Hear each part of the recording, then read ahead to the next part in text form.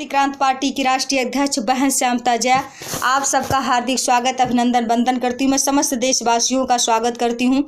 मैं आप लोगों को से हिंदुस्तान की बेटी होने के नाते आप लोगों से हिंदुस्तान की जो मेन समस्या है, इस समस्याओं के बारे में बताना चाहती हूँ।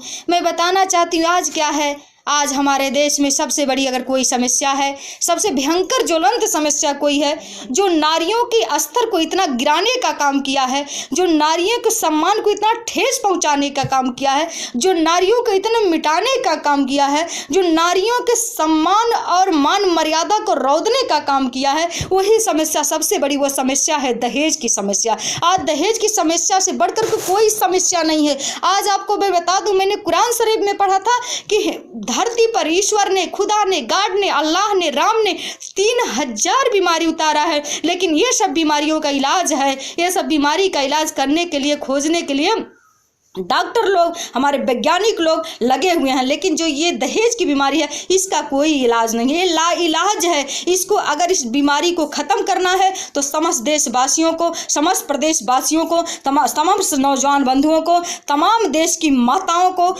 हमारी बहनों को मुहिम चलाना होगा और खड़ा होना होगा इस समस्या के खिलाफ। इस समस्या के खिलाफ खड़ा होकर के ये प्रतिज्ञा करना होगा कि हम दहेज लेना भी बंद करते हैं, दहेज देना भी बंद करते हैं, क्योंकि ये सृष्टि के निर्माण करने में नर नारी का दोनों का बराबर स्थान होता है। दोनों के बिना ये सृष्टि चल नहीं सकती है। जब नारियां नहीं रह जाएंगी, आज तमाम समस्याएं, ये बलात्कार की समस्याएं, ये लुटखोरी की समस्याएं, राह चलते हुए बच्चियों के साथ छेड़छाड़ी का समस्याएं, ये समस्याएं सबके से कि मैं खिलाफ हूँ। मैंने पहले ही बोल चुका है, अगर कोई बलात्कार करता है और वो दोषी पाया जाता है तो भारतीय क्रांति पार्टी के अध्यक्ष जी ने उसका फांसी का मांग किया है। लेकिन पहले विचार करो, ये छेड़छाड़ी, ये बलात्कार, ये राहजनी, ये दुराचार होता क्यों है? कहते हैं जहाँ पर दो बिना जिंदगी हर अधूरी रही, दो बिना जिंदगी हर अधूरी रही, एक से आस कब किसकी पूरी रही। सृष्टि का जब किया विघ्न निर्माण था, एक तन था मगर उसमें दो प्राण था।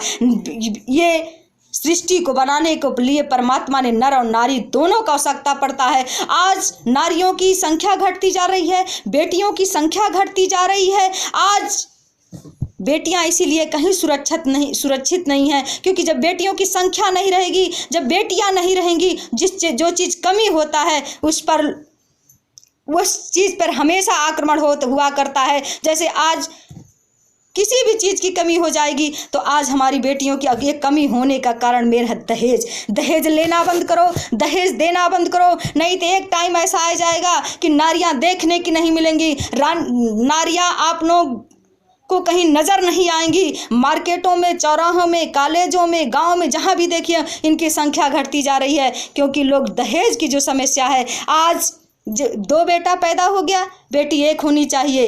याद करो, जब दो बेटा पैदा हो गया, बेटी एक है तो एक अगला बेटा का शादी कहाँ पर होगा? ये कारण है दहेज। और भ्रूण हत्या, माँ के पेट में आती है बेटी, माँ के पेट में बेटी आती है, किलकारियाँ मारती, बाहर आती, पायल पहनकर झुमुक झुमुक चलती, कितना अच्छा लगता। लेकिन माँ के पेट में आने के पहले माँ के पेट में बच्ची आई और माँ ने उस पेट में ही मार दिया। क्यों? क्योंकि उसको पता था कि जब ये आएगी धरती पर तो हमें तमाम उलाहना मिलेगा। उलाहना मिलने का कारण क्या है? इसलिए कि क्योंकि जब इसकी शादी होगी तो हमें कार देना है, इसके शादी में हमें तिलक देना है, इसके शादी में फ्रिज, कूलर, वॉशिंग मशीन, घर की सारी सामान देने के बावजूद भी हम सर झुका कर चलेंगे। क्यों भाई? आप विचार करो, अगर बेटी नहीं रहेगी, अगर आपके घर नारी नहीं रहेंगे, जिस घर में नारी नहीं होती है, जिस घर में औरत नहीं होती हैं, वो घर नहीं होता है, वो भूत खाना होता है। और उसी बेटी का आप सौदा करते हैं, उसी बेटे का आप सौदा करते हैं। विचार करो, उस बेटा का आपने सौदा किया, अगर सौदा कर दिया, लोग कहते हैं हमारा बेटा नहीं मानता, हमारी बहू नहीं मानती।